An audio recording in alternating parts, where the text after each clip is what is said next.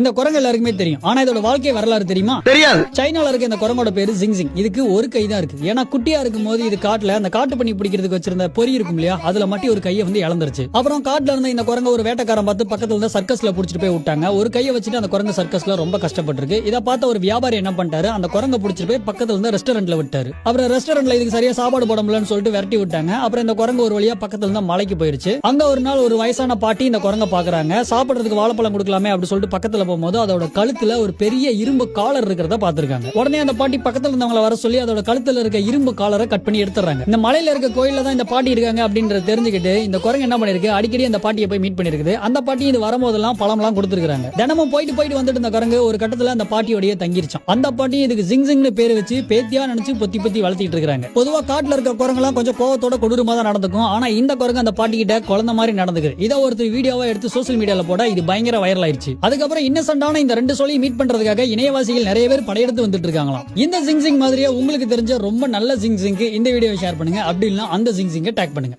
நன்றி, நமக்கம்.